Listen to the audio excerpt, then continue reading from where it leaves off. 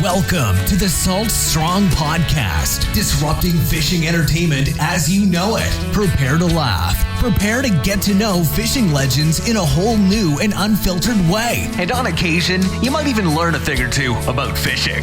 Here's your host, Joe Simons. Like diamonds. Salt Strong Unchurched is back. Hey everybody, Joe Simons, Like Diamonds, and this is a very unique episode. I have a special guest, my new friend Pete, and he has a book, Catching Hope. And Pete and I share a lot of things in common. We are fishermen. We are fishers of men. We love Jesus. We believe that the church, the typical church model, brick and mortar, is not necessarily broken, but there are some cracks showing, and that we need to meet people where they are. Not everyone is going to church these days for a variety of different reasons, but yet I think all of us, especially as we're recording this, there's a war going on in the background. There's a lot of craziness happening in the political scenes. There's fake news and real news and a flurry of things in between, and people are just craving truth. They're craving a relationship with Jesus, sometimes don't know where to go get that. And not that we're going to be able to reach every single person out there, but there are so many people, as I've seen Salt Strong Unchurched continue to grow week after week and month after month, and now a couple years. I know we're doing something very, very powerful. And Pete is actually doing church outside on the river there in DC, a really, really unique, and he is speaking a lot of truth I love. As I said, he's got a new book coming out. We're both raised Episcopalian, and we're kind of laughing prior to hitting the record button about some love-hate relationship with being an acolyte back in the day. Oh, man. So, Pete, welcome to the show. I'm pumped to have you here. Joe, I'm so glad to be here, man. Thanks for having me.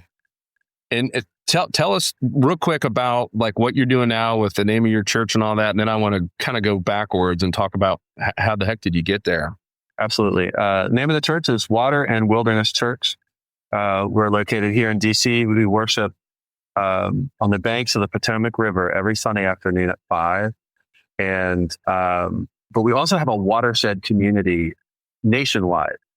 So I do a lot of online book studies and webinars and so that no matter where you are, you can be a part of Water and Wilderness Church. And we have people join us from Alabama and California and the Northeast for book studies. And we have a new Bible study coming out on Acts, which is going to be in April. And just everybody can join. You can find information on that stuff at waterandwilderness.org. We also do in-person retreats I didn't tell you this, at an educational marine lab. So we go and then these trained marine educators take us out into the field, and you learn about like intertidal zones and how dunes and barrier islands are formed. We trawl net a sound and you get to hold like all these different species of fish. Seahorses are real, I found out. Got to hold one.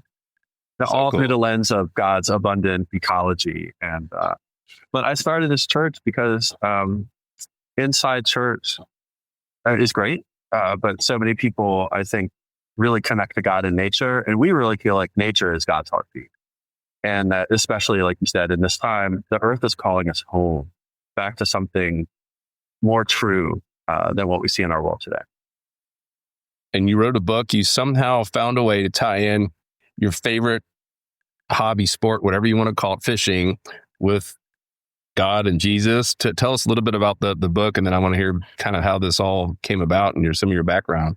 Yeah, so I was ordained in 2020, and the beginning of the pandemic, and about a year later, my dad and I were sitting on the couch, just getting fat, watching. We were watching football with no fans in the stands and just sad. And he said, boy, and we grew up fishing together. You know, I grew up fishing with him. And he said, let's fish our asses off in 2021. I said, yeah, let's do it. And we got back into it. And at that point, I was seeing everything through the lens of my faith. And I realized that the act of fishing itself is a spiritual practice. And I think most people, even if you've never gone to church, you don't believe in the kind of higher power, there's something that there's an element of hope in fishing, and there's something spiritual or resonant with universe or oneness or whatever about being on the water and searching for something that you can't see. And it came together. I started giving talks. There was an editor at one of the talks who said, "You need to write this book." So a couple of years later, we've got a book coming out, Catching Hope, The Hidden Spiritual Wisdom of Fishing. That's so cool. I want to dive into that. I want to talk about the church though, because I think it's fascinating. And I've said something along these lines on this podcast numerous times, where some of the best sermons I have ever heard have been inside of a brick and mortar church, a real building. Yet the best conversations that I've had with God have been outside, in meaning not outside of the church and actually outside. I've shared countless stories of being at the farmhouse that my wife's family's had in their family for 150 years now, of the wildest conversations, and even the signs where I'm praying for something and I open my eyes, there's a deer like literally feet in front of me and staring at me, and then takes like just weird stuff that's happened outside where I get goosebumps and like emotional. And I haven't had those same conversations with God and Jesus inside of a church. Sometimes distracted. You got 3 young kids, they're distracting you. And this is not to say any one of these is better or worse, but is that like, how did this whole thing happen? Why did you feel called to do the water and wilderness, to take it kind of outside on the river instead of it? Because I think Episcopalian, I think kind of the old school rituals and reading the Nicene Creed, like going through all the steps. So I think we're really uniquely situated because we have that ancient tradition. I'm not making up a bunch of stuff. This comes from our worship looks and feels different, but the bones of it are distinctly mainline Episcopal, and everybody's welcome.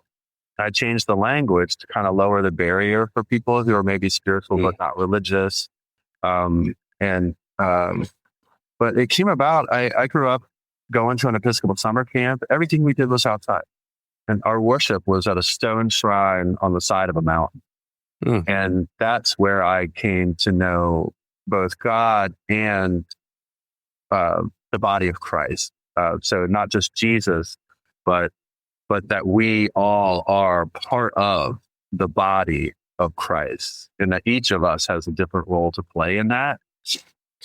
But I always recognize a pretty significant distinction that you were mentioning between inside worship and then the experience of God outside in something that's wild and uncontrollable. We are rain or shine. First question everybody asks, like, what are you doing at rain? Like, we worship. What do you do? I live streamed. We had a snowstorm here a couple months ago, and I live streamed during the snowstorm. And you can hear, it sounds like bacon frying because it's the sleet like hitting the phone. Wow. And we had folks come, not that day, but the very next Sunday. We had 6 or 7 people, and it's 10 degrees outside. But there's something important about making yourself vulnerable in that way. And also reading the book of nature, not just like scripture is New Testament and Old Testament. But our spiritual forebears also saw nature as its own testament, its own book. And so that's incorporated into our worship. But I wanted to create a church and a worship experience that was more open. Again, vulnerable in the sense that you never know what's going to happen, especially I chose a wild place on the banks of the river because I fish, and it's hard to miss the beauty and the holiness of it. But all kinds of things happen. I was in the middle of doing the Eucharistic prayer, right before communion, and this guy on the bank is catching a catfish, right? So he's got a pole in one hand, he's got his net in the other, and he's got a 4-year-old on the bank, and he's like down the bank a little bit, and he's struggling. And I was like, I stopped myself and I said, "Hey, can anybody go help this guy?" And this teenage girl looks at me and says, "Well, you're the fisherman." And I said, "Okay." And so as part of it, and said, it's not an interruption. It's part of our service. I go down there and I'm like, all right, let me grab the pole. He's got the net. We land the fish, 6 or 7 pound blue cat. shake them. Everybody's like, yay, and then we go and we continue to have communion. And like, how great is that? How much more expansive is that experience of worship when it includes somebody that we didn't know? We got to help someone. We got to see God's creature come out from the depths. We've had a beaver come during the homily, and we're all kind of sharing what we hear in the gospel. And all of a sudden you hear like this massive slap and look over. And I mean, this is a massive beaver, just huge. And here he comes swimming up to us because we were kind of in his house. But that redirects all of our attention into something that's ongoing. We leave that natural world, but they're still there. And I think there's a joyfulness and a delight and a surprise that's part of our faith that we don't usually get to encounter inside church. And so I wanted to take the absolute best of what we have. And I love our liturgy and the rhythm of our service. It's not a TED Talk and a rock show. Like, there's a lot more to it than that. Yep. And so there's depth. So it's harder to get to places where, some people say some really kind of crazy things in the name of God. It's harder to get there because we're doing something really important together in our worship. At the same time, I translate that into an experience of worship that's meaningful and relevant for people today, especially people that maybe have been hurt by the church or just love nature. We give them hooks it's like, we agree with you. The church agrees with you. Most people, when people say nature is my church, that's an Orthodox Christian statement. And so we're kind of helping people understand that. Do you have acolytes? That's my big question. Not yet. We have an altar guild though. We have an altar guild, yeah. Because I said just the other day, I was like, I'm bringing everything. I play guitar, so I do the music. Can somebody bring the bread and wine? And so now we have that. Yeah. So you're doing a communion every week? Every week. Okay. Yeah. Other chair? I'm just trying to visualize this. There are chairs and you ride them along the river and... All right. So my sister told me during COVID, she said, Pete, we take our family to different parks and we walk on Sunday morning together. And we get so much more out of that than we ever got going to church. Mm-hmm. And when I say that to people, a lot of priests will nod their heads in agreement. And I'm like, all right, well, like if you agree that you would rather walk in the woods on Sunday morning than go to church, and you're the person running the church, then that's a problem. So I wanted something to think about. So I wanted, how it's so personal to me. A lot of my friends that I went to camp with don't go to church anymore. It's not lively enough for them. It's just not meaningful. And I wanted to meet people like my sister where they are. So it's a walking service. So we start in the parking lot and we gather, we introduce ourselves, we share one thing we're grateful for, we pray, we sing, and then we walk upriver. So you're kind of following in the footsteps of Jesus. You can imagine Jesus walking and talking with his disciples.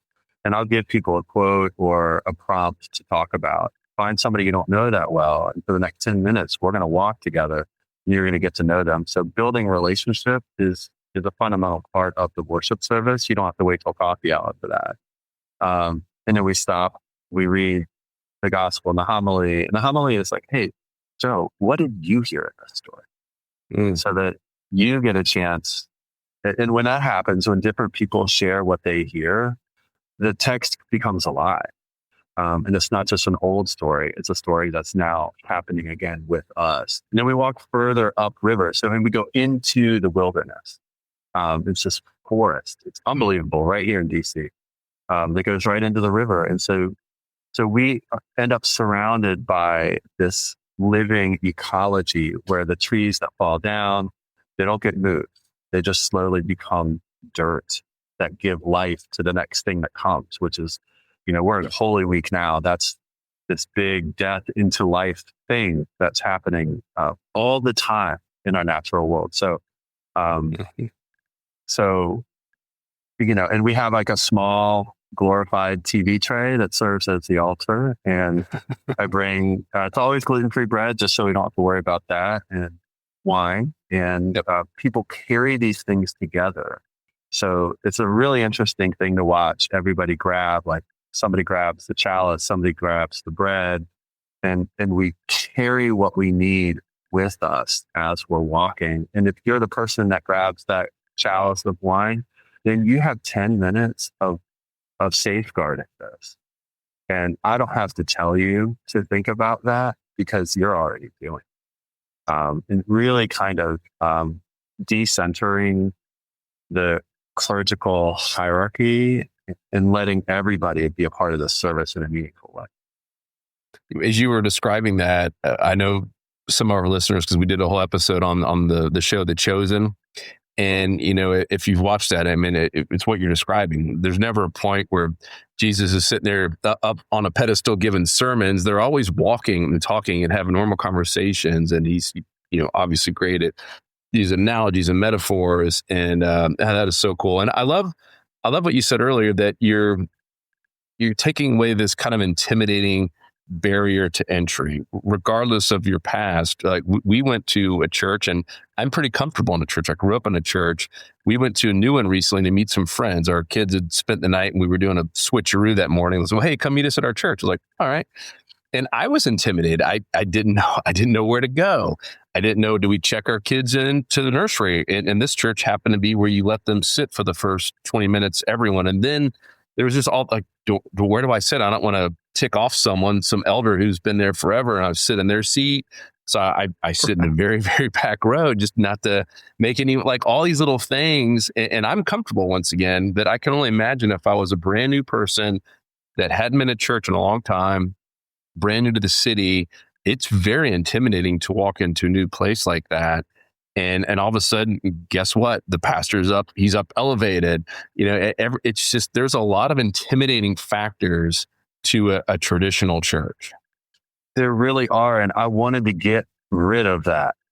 So if you're starting, the question I asked was, and I asked a lot of people when we were building this, if you could start from scratch, what would you keep and what would you throw away? And one of the things I wanted to throw away was this idea that, like, how dare you sit in my pew? Like, it's not your pew. And so we don't have that's real world, though. That's real world stuff. And that happens. Yeah. It does happen, and it is intimidating.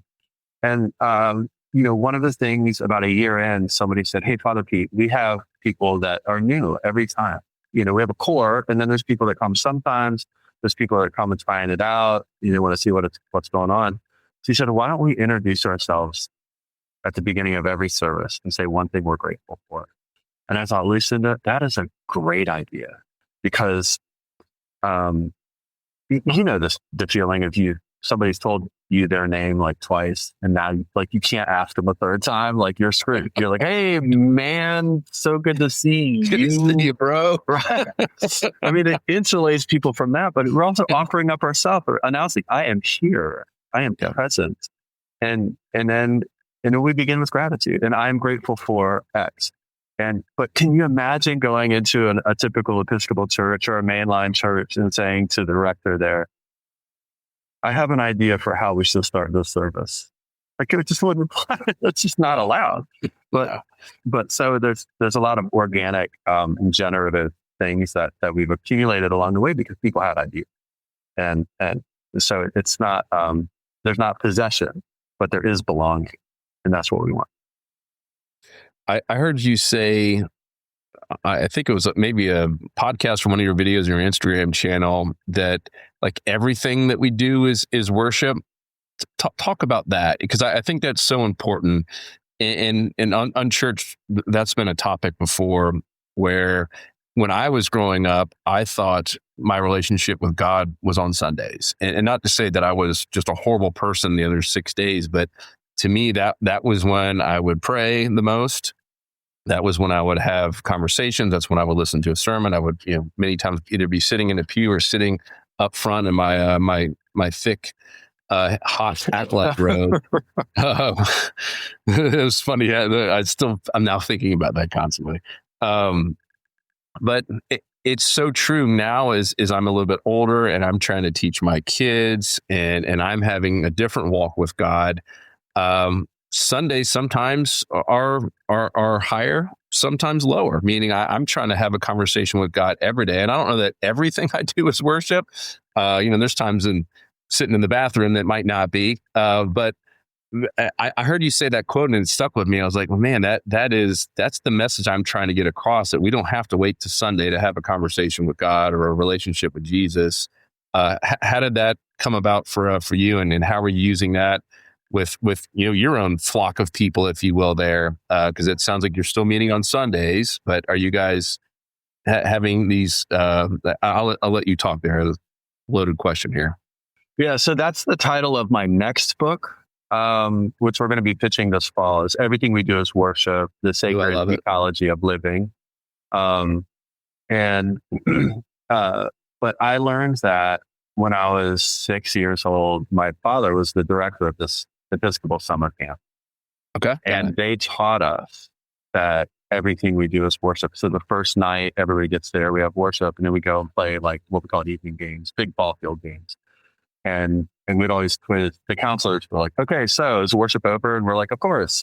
And they're like, no, worship is not over. Everything we do is worship. And, from a theological perspective, church nerd stuff, you would say like, we're endeavoring to live a sacramental life in that everything we do is an outward and visible sign of an inward and spiritual grace. That's super church nerd stuff. But really, it's, can we see the holy in everything that we do? And can we walk a path like that so that everything that we do is worship? And, worshiping in a park like we do, that it makes that park sacred, right? Because we do that. But every natural place is sacred. This is all God's providential creation. And through him, all things were made, we say in the Nicene Creed. Well, all things are made through Jesus. Then there is the essence of the divine everything. And we notice that especially in the beautiful places, right? But like these strips of grass that are growing in the median, like this is stuff that is alive and it's coming out of the ground. You can grow food there. This earth is incredible. I want to get to that in a second, but everything we do as worship is this idea that it's not just on Sundays. And again, I love Inside Church. I really do. I like the organ music and all that stuff, but I'm called to bring people out and to see that God, we so often lock up God inside the church. And I think most people that don't go to church, they know that's not right. That's part of why they don't want to go, is they're like, nature is my church, outdoors is my church. And what we're saying, absolutely. And, while we're in the bathroom, might not feel holy, but a magical thing is happening. Like it doesn't smell magical.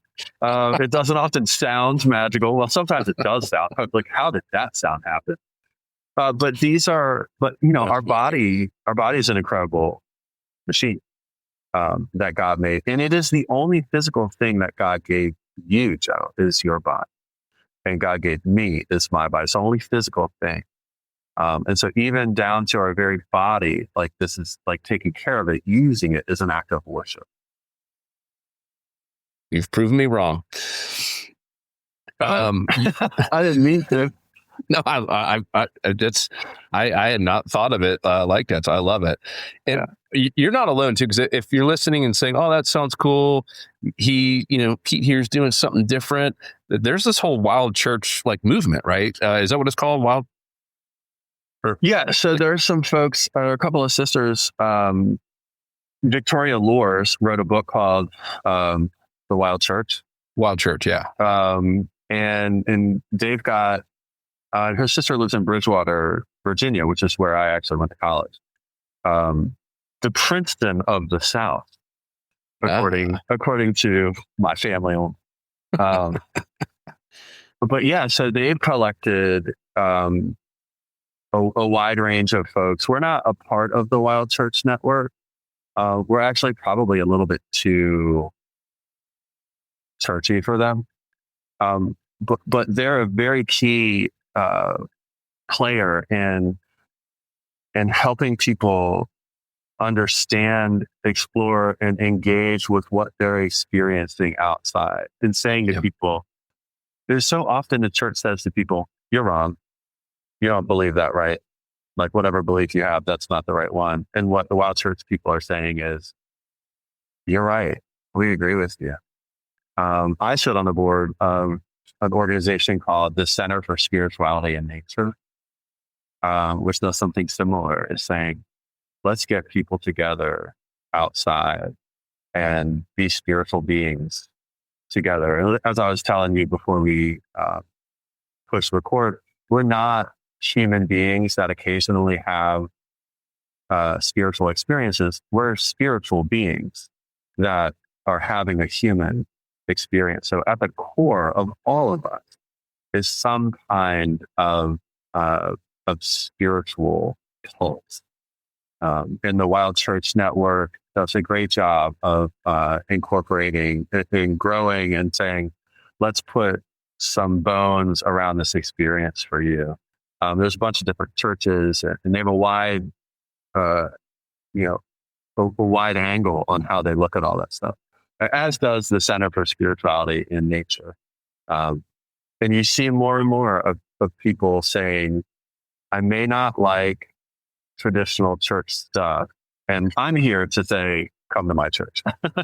I'm here to say that the church, I'm trying to help the church recover some of what they are also recovering, is that the natural world, thinking that God exists in the natural world, is orthodox Christian, practice and theology. But a lot of people in the inside church world, they don't like it. I've been told what we do is not real church. And I think they're wrong. Well, I mean, you kind of have to agree. I look at our friend group, and you mentioned as well, and I went to church camps as well. It sounds like we had a similar kind of background. My mom was a religion teacher at our Episcopal school called St. Paul's that I went to with the Christian uniforms, and that's awesome. So it was very, very similar, and we never missed church ever. I mean, there might have been a crazy exception if we all had the flu or something, but now, like, I look at our friend group, and I think most of our friends attend some church, but they might go a month without going because of sports or whatever. I mean, we have friends that have birthday parties, and this is not to knock them if any of them are listening, but they'll have a birthday party at 10:30, 11 a.m. on a Sunday. And like my mom, like, that's sick. What is wrong with these people? And they have sports games. My daughter's in soccer, and they travel on Sundays sometimes. That used to never happen. And people don't care is my point. And I know it sounds harsh and rash, but there's a lot of people, my friends, like, go next week, or I'll listen to it on the way to the game and the podcast. So there's something broken there. Like, there are people, and there's a reason your deal is growing. This podcast continues to grow of people taking a different step. We're on a different journey, and there are people craving something different. We all want that relationship with God. We all want a relationship with Jesus. We all want to learn more. I think deep down, we all want to grow. We all want to have something there and believe there's a higher power. But when you make it intimidating and tough, and sometimes maybe not even bold, like I remember going to a church after a couple big events. I'm not going to get political on this one, but where the pastor had a huge opportunity to bring up something that had come up. The whole country's talking about it. And you can imagine the things that have happened over the past handful of years, right? And didn't say a word. And I'm like, what? And everyone's thinking, like, come on, say something, like, tie this in. And because he had already had his sermon written up, he had to stick with that. And I was so disappointed. I was like, man, what a missed opportunity. And so anyhow, I went on a little bit of a ramble, but I love what you're doing. I'm sure it's different. I'm going to put a goal to get up there and attend one. I think that'd be really, really cool. Absolutely love to have you, Joe. And there's a lot of cowardice from church leaders right now. What is it? Because they want everyone to be comfortable and not like it. I don't get it. I preached a sermon, and a lot of people say, like, church leaders shouldn't talk about politics. Jesus was a very political figure. Just undoubtedly. So, we just did Palm Sunday 2 days ago, the crowd is chanting Hosanna, Hosanna, which means come save us now. Like they're saying save us because they're living in Roman occupation. I mean, this is a very obviously political thing, but we haven't talked about it like that in ever.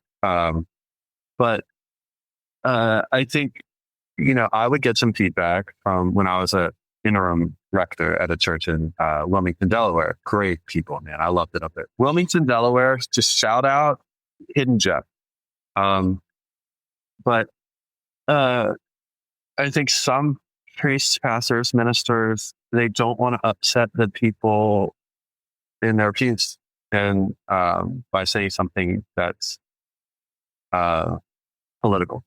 And so they settle on God loves you, which is true, or they'll preach on different things, but they just are afraid to get the pushback. They're afraid people will leave. And there's job security issues if enough people leave. To me, I started doing these videos because I didn't want to be a priest that didn't say anything. And it's related in a way to worshiping outside as well. It's like, what we're doing now needs some corrective action. But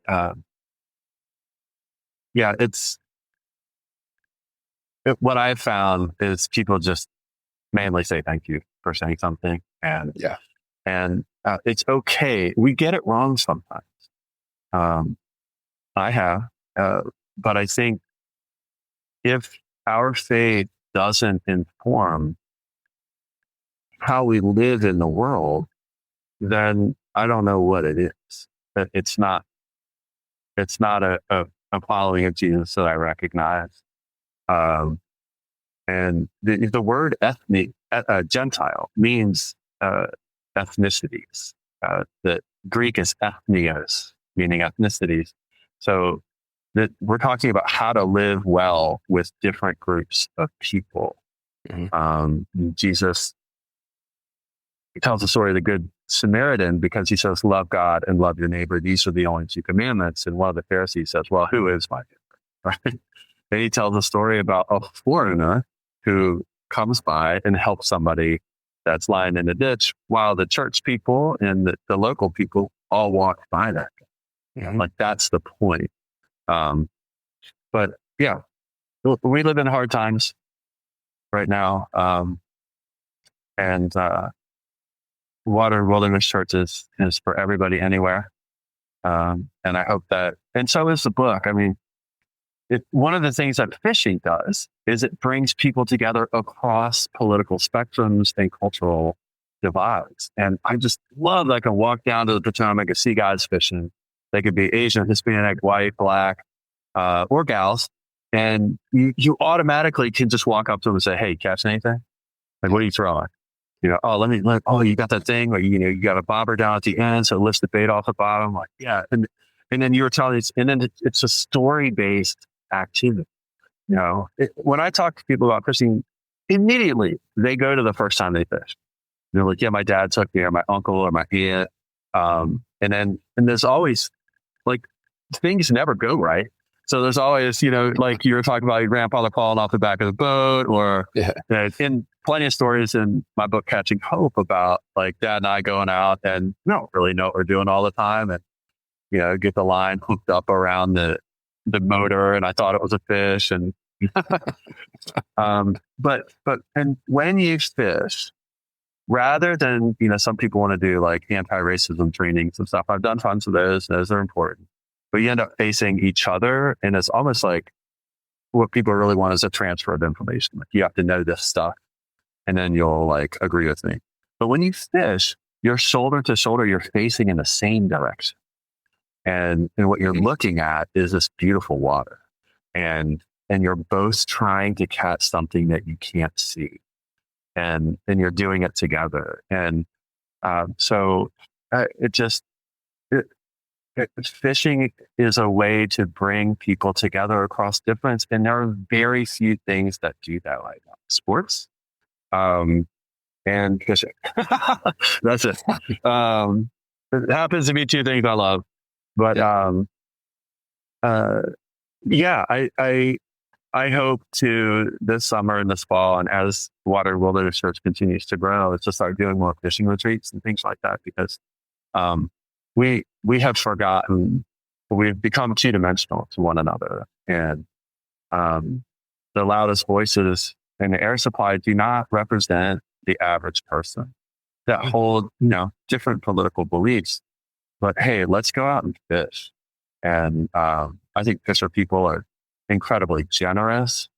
I've had so many lures given to me because I was out of spoons or darts or, and it's like, hey, what are you doing? I showed up with these guys yesterday. I caught like 5 in a row. Bam, bam, bam. And I loved it because it always happens to me that somebody shows up and I'm like not catching anything. And they're like, what are you doing over there? I'm like, hey, I got an egg sinker and a silver spoon. Here you go. Here's one. And like, there's this spirit of generosity, and we all just understand a language of patience and anticipation and hope and beauty. And these are things that the world needs more of right now.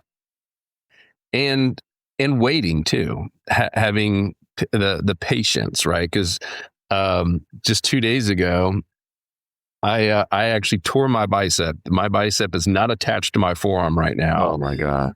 And so I'm supposed to be in Islamorada in the Keys fishing. I had to cancel my trip.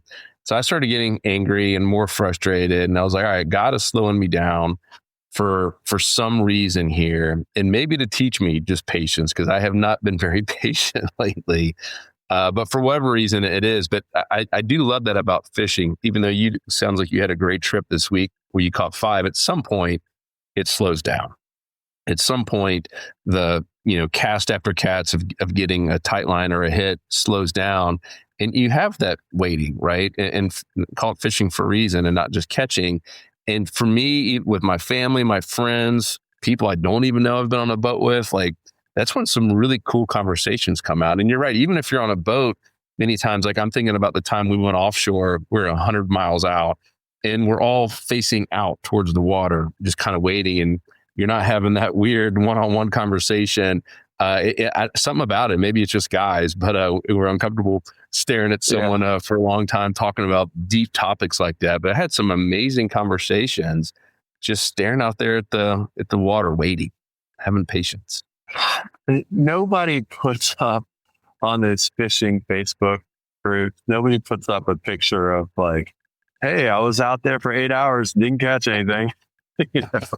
But it is that, and as shad run, you ought to be able to catch 40 to 50 in a couple hours. I caught 5 in 10 minutes and then nothing for an hour.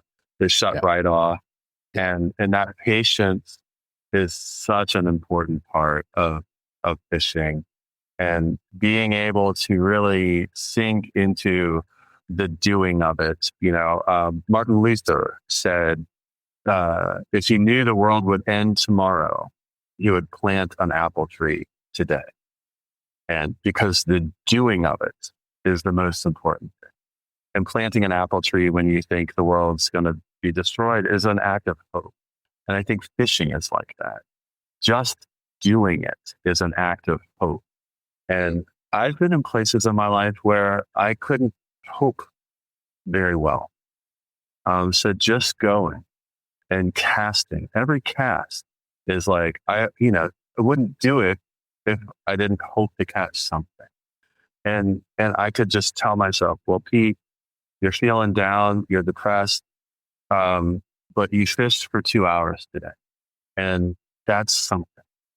And I want to tell a story before we go. And before I forget, I spent a fall down at Sandbridge in Virginia Beach. It's great fishing down there. It's good pier. A lot of redfish, big bull reds coming in October. And I was out there every day learning how to do it. A guy named Mike took me under his wing. Really great guy. I finally caught one.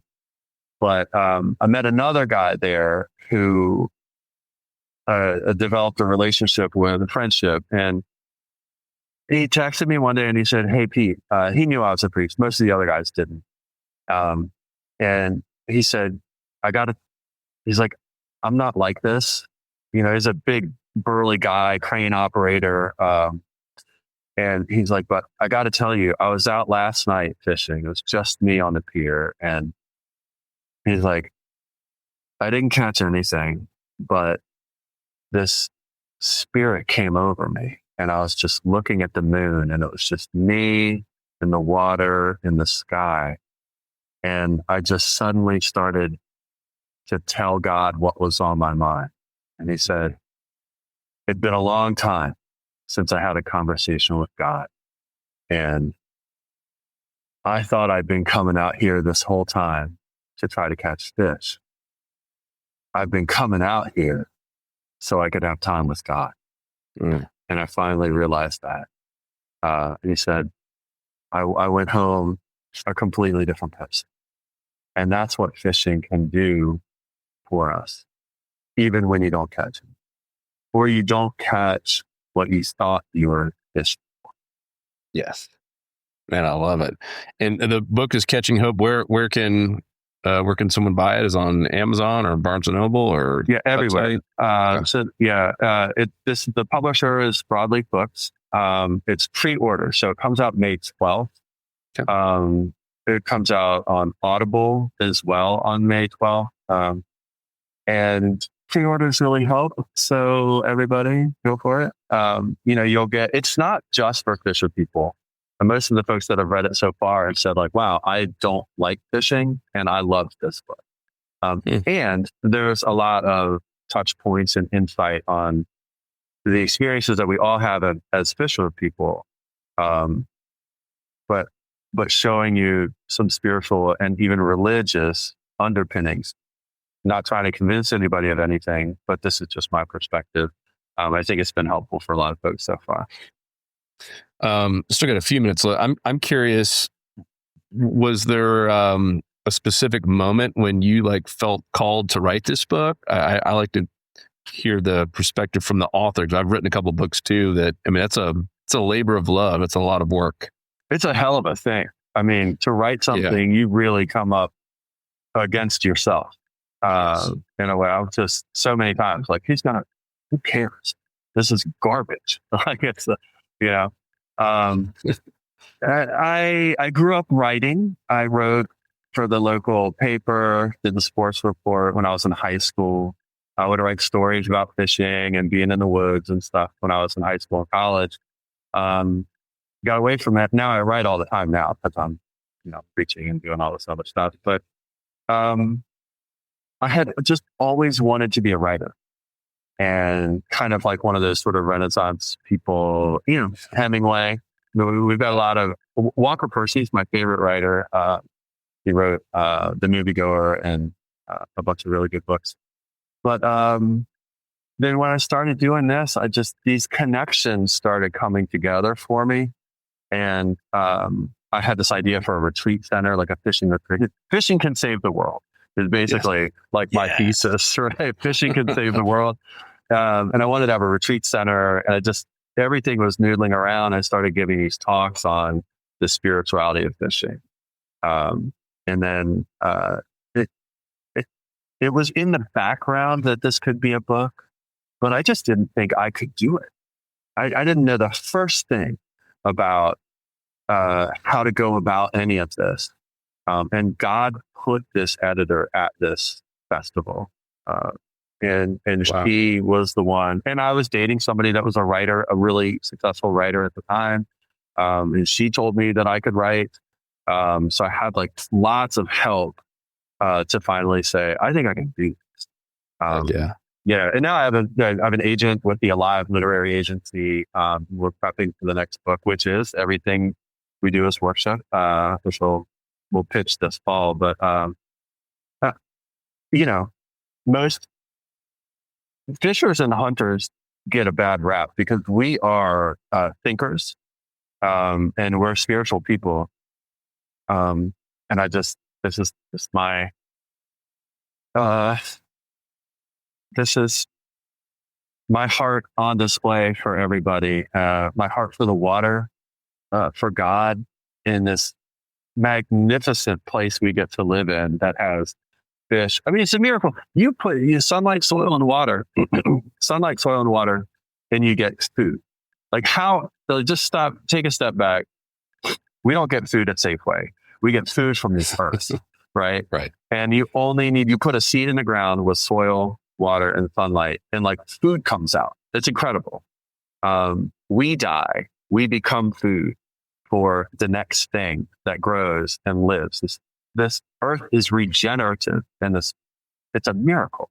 Like Joe, we are living in a miracle every single day. And part of what I hope people, hear is like, hey, walk outside and just look up. The sun came up again today. Amazing. Like, if we had more gratitude, and I think fishing gives you gratitude, the world can become what God has always intended it to become. Yeah, I love it. And I think I got the title because I hadn't written one down. It says Fishing Can Save the World. I think that might be the title of this podcast. So awesome. Yes. Pete, thank you so much. Everyone, make sure to go help Pete out. Catching Hope is the book, whether you're a hardcore angler or not. I think you're going to love it. Man, great conversation. It sounds like we have a ton in common. Hope to get to meet you in person, my friend. Yeah, we're going to do it. And hey, for anybody listening out there, like, I'll come talk to your people. You're going to have to fly me there. But I'd love to share this, and come join us at waterandwilderness.org or PeteNunnally.com. More information on the book and the talks that I give and stuff like that. But Joe, hey, this has been so great. I feel like I met a new friend today. So yeah, no, you're an easy person to interview and talk with. This has been great. Now, I will personally be buying a copy here or 2 or 3 to give out. So thank you so much, Pete. Thank you, guys. We will talk to you on the next episode. Bye, y'all. 'Cause fishing, it's in my soul.